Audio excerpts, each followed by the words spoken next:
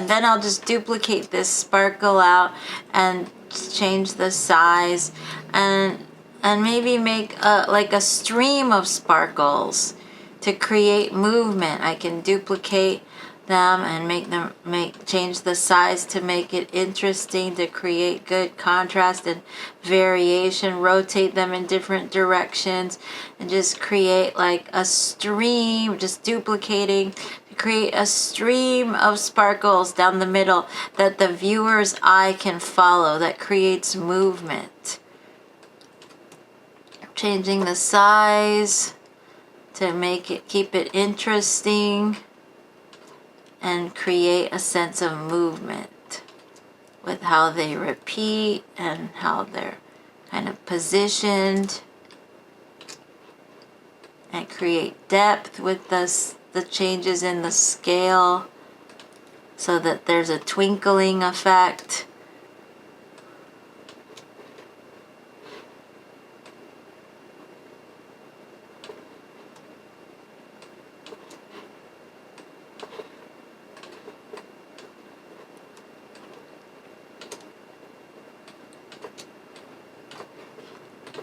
I could also create movement with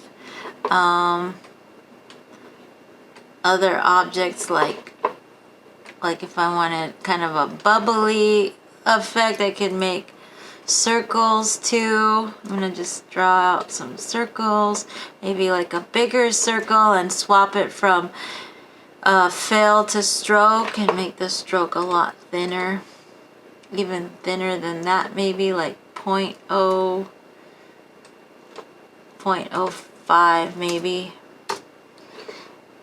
bigger, 0.08, and then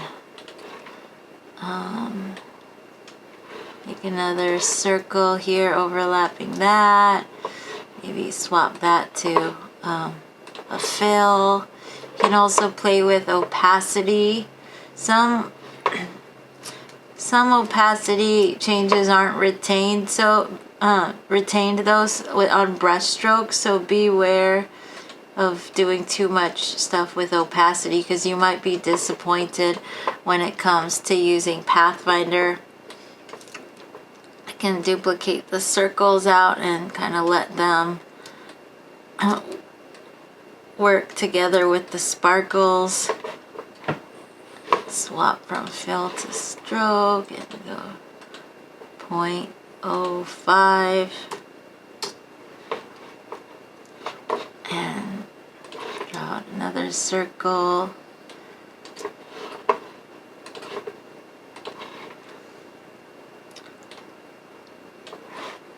Bring down the opacity. Create sort of a look of sort of bubbles maybe that are moving through.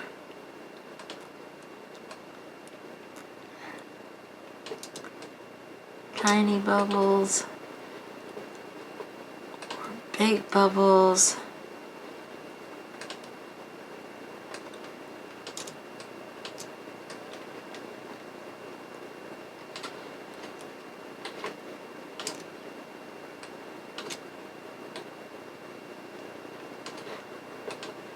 Okay, and then I also like to play with spirals. You can make some good spirals by going to the line segment tool when you're on the advanced toolbar.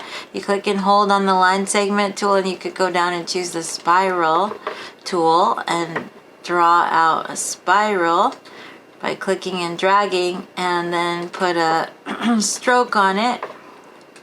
And then I like to use the width tool on spirals so that it will look more elegant. So I would go back to where I have the scallop tool, go back up to the width tool, then go to the end here and drag in to make a fine point tip at the end, and drag out to thicken the spiral. Then I'll go to the very end and drag all the way in, and then thicken until I get the spiral I like. And then spirals are a good element that creates movement, and you can vary them in interesting ways, rotate them, scale them differently. Could be cool there, maybe, with the flower. Rotate them and change the color, change the size. Oops, Command C. Maybe I'll do a different shade of gray there. And rotate. Maybe put this over here. I want to think about the shapes that are happening in the negative space. Like, is that going to look good there? Or is it going to be better here against that corner? Maybe I want to use this again. Or maybe I'll try making another type of leaf. Well, no, I'll go with this leaf. This is like a leaf. So I'm going to select all the parts and hit Command G to group, and then drag out a duplicate.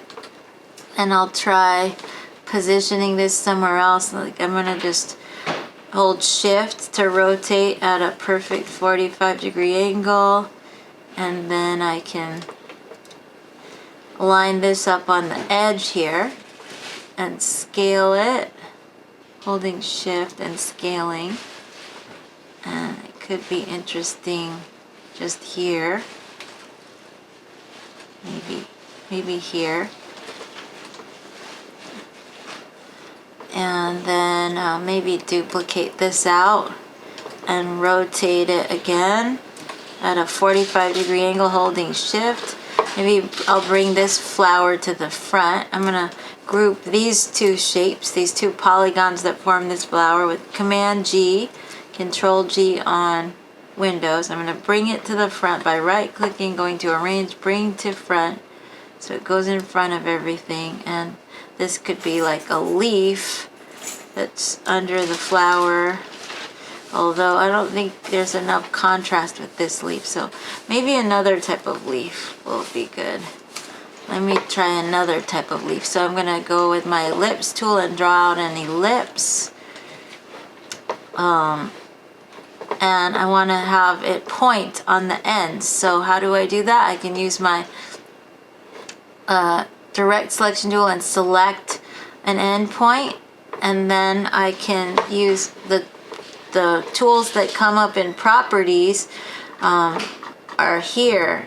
Whenever you select a point, you can convert that point from curve to corner or back to smooth. So I'm going to convert that to a corner, and then I could do the same on the other side. Or I could use a tool that goes along with the pen tool. I'm going to select this other point, so you see that the point on the other side has handles because it's on a curve. And if I go to, and I could convert it like this to a corner. It takes off the handles, it makes it a corner. Or I can convert it back to smooth with this other button here to make it a curve again with handles. You could also convert corners from to curves and back to corners again with the anchor point tool, which is at the bottom of the stack of pen tool options. So if you click the anchor point tool, then I can hover over the point with it and click to remove the handles to make a corner, a linear point, or I can click drag to add the handles back to make a nice smooth curve, smooth on both sides, that we call a continuous Bezier curve. But I'm going to just remove the handles so I have a nice like leaf shape. Then I'm going to select that, copy it, Command C to copy, Command F to paste in front, scale it down, maybe make this a bright white. Oh, that went on the stroke, so I'll swap it and turn off the stroke. And maybe I want to make another one, Command C to copy, Command F to paste in front and scale it down, and maybe make this one a dark gray. And then let's see how that's going to look. I'm going to select all three of these shapes by shift clicking and hit Command G to group, and then I can rotate this around and put that, I'll put the flower in front again, arrange, bring to front, and have that be kind of like behind it. Could duplicate that out and rotate that around and have another one over here like that. Maybe this one will move out here and I can duplicate this out and scale this down and bring this flower to the front. Arrange, bring to front, and have that go, kind of scale that down to match, to fit that flower a little better, and rotate that. And then I could duplicate that out and rotate that. Make a flower with leaves. Maybe do this, and I'm looking at the spacing that's being created in the negative space. And okay, now let me just make another one of these circles and change the size. Maybe one more circle and put it right on center it here, so it's right on the edge. And maybe I want to copy this one, Command C, and paste in front, Command F, and then scale it out, and then swap it to be a stroke and make it thin, just for variation's sake, so that some interesting stuff will go on there. And now I want to make like a line to create movement. So let me save what I got so far. And so a great way to create movement down the middle, besides making trails of objects, which maybe I'll do a little more to my trail. Actually, I feel like instead I'll make these two get bigger to be more defined here. Okay, so another way is to create line. And you can create line with these line options here, like the arc tool.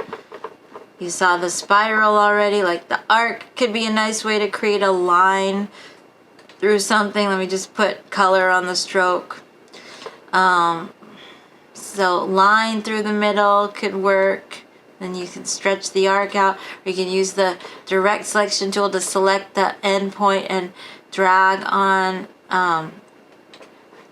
the handles to adjust the curve of the arc. So that could be a way, but maybe not. Maybe I want something with more texture. So you could use the paintbrush tool and bring up with your paintbrush tool the brushes panel, and then you can experiment with different brushes here. Like the top brushes are calligraphy brushes, like you could choose a flat brush and then paint something that looks like a ribbon with a flat brush, or you can use a charcoal feather brush with your paintbrush, and I'm just clicking and dragging through to draw with it.